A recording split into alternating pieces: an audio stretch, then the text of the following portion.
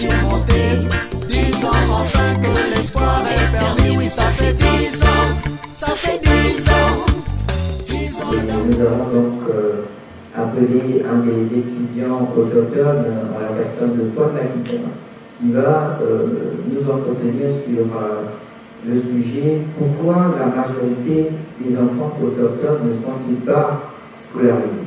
La deuxième réponse dit ici, il manque de financement, d'éducation des enfants, d'éducation des enfants autochtones.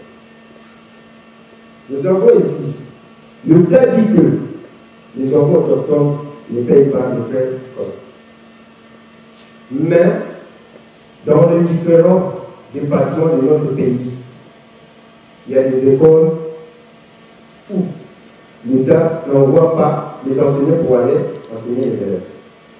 Du coup, il y a des bénévoles qui se trouvent là-bas pour enseigner ces enfants.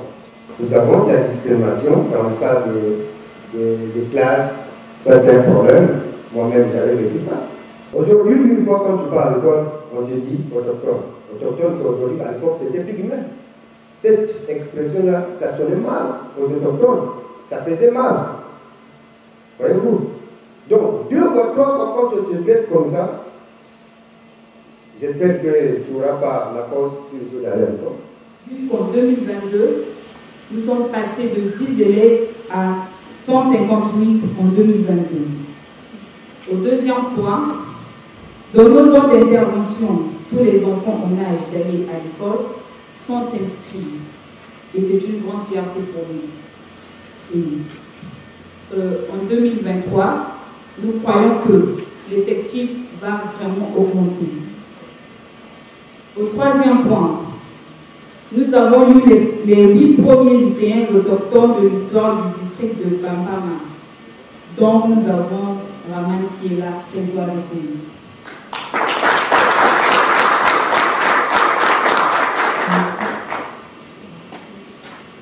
Au 4e point, nous avons 2 étudiants en fin de formation à l'UNEF, l'École nationale des eaux et forêts.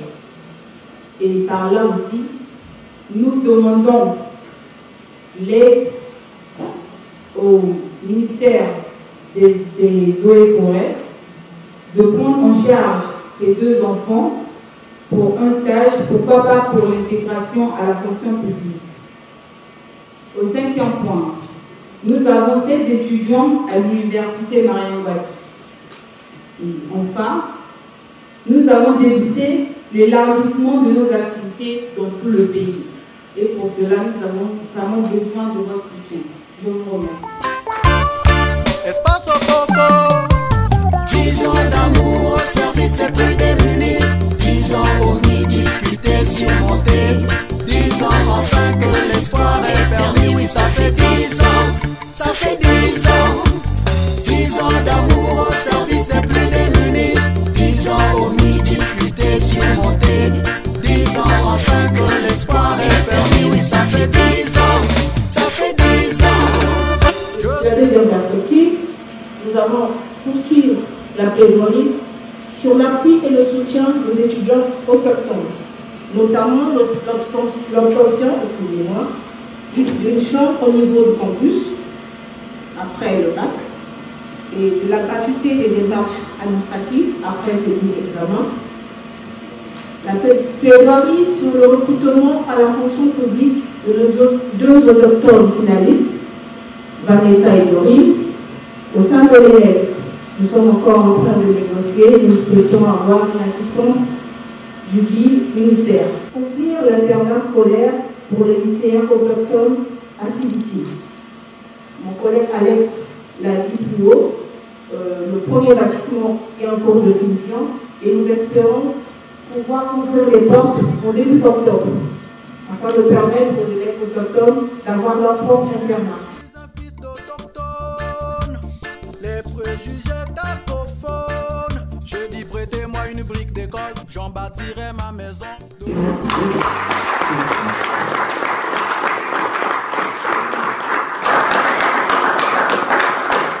Excellence, monsieur l'ambassadeur de la Belgique, du Congo, monsieur le représentant des ambassades, Madame la représentante de l'État Sotoko Marguerite, Mesdames et Messieurs les représentants de la société civile, Mesdames et Messieurs, on va voir la qualité.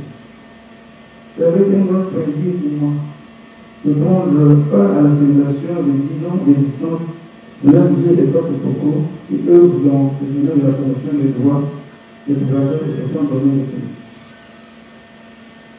Que l'État Sotoko, qui a choisi le domaine de l'éducation des enfants autochtones, afin d'accompagner les efforts de l'État du gouvernement en matière de promotion des peuples autochtones, trouve ici, au nom de M. le ministre de la Justice, des droits humains et de la promotion des peuples autochtones, des encouragements au regard des résultats réalisés.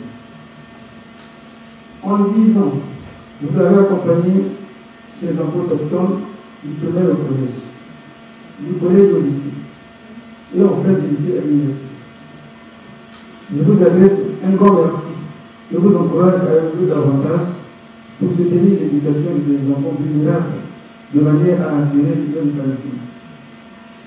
L'éducation étant la base du développement d'un pays, nous sommes conscients de votre soutien à la politique gouvernementale dans le cadre de la promotion des droits des personnes autochtones au Congo, sous le regard éclairé de son excellence, l'administration de M. le président de la République sur l'État. En effet, le Congo est le premier pays de la sous-région à disposer d'une loi pour la promotion et protection des droits des populations autochtones.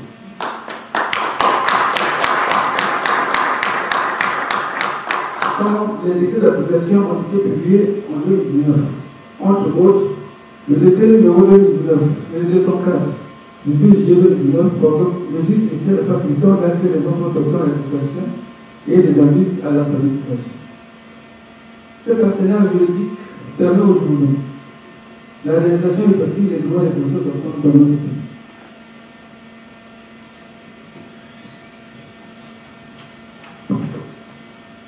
Avec ces résultats importants réalisés par l'espace au Congo, dans le domaine du département de la République, dont nous sollicitons des réactions dans notre département bien sûr, et sa vision pour le futur, le ministère en charge de la promotion des peuples autochtones ne cessera de vous accompagner afin de relever ensemble les défis relatifs à l'éducation des enfants autochtones dans notre pays.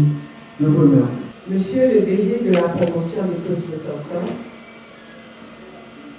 Monsieur l'ambassadeur de la Belgique auprès de la République du Congo, Monsieur le directeur adjoint du Programme alimentaire mondial,